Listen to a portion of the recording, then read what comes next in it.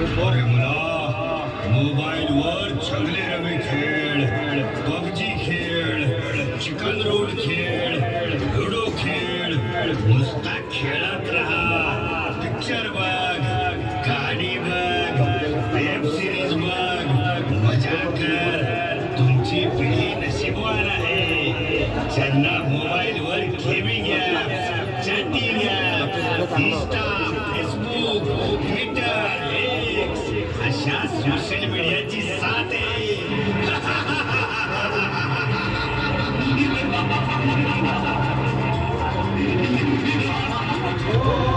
अरे काय बोलतोयस? का त्या निरागस मुलांना, तरुण पिढीला बरबाद करतोयस? अगं बघतेस नव, ही आजकालची पोरं दिवस रात्र त्या मोबाईलला चिपटून असतात.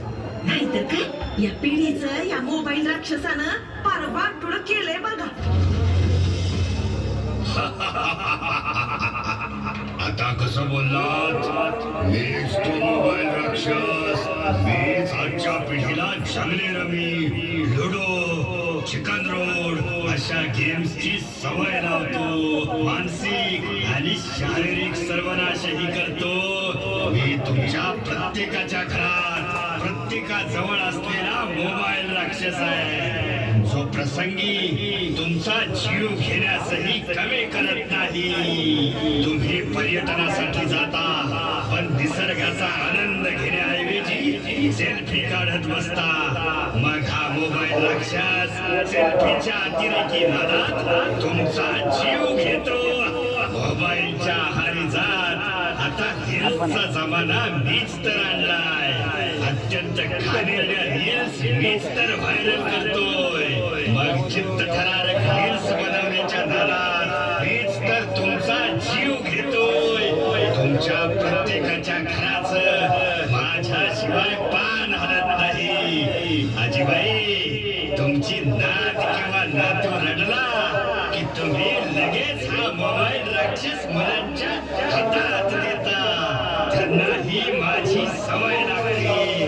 कधी मुलं जेवत नाहीत म्हणून तुम्ही मोबाईलवर नादवत जेवण करायला भाग पाडता. मग मी माझा राक्षसी खेळ सुरू करतो. धमाल मोठ्यांना मीच मोबाईलचे व्यसन लावतो. तुम्हा सर्वांचे डोळे कमजोर करतो. लहान यांना तर मी लहानपणी चष्मा लावतो. सर्वांच्या मेंदूवर मीच ताबा मिळवतो. पण तरीही तुम्ही सुधारत नाही. तुमचं एकच काम, मुलगा रडला की ते मोबाईल हातात.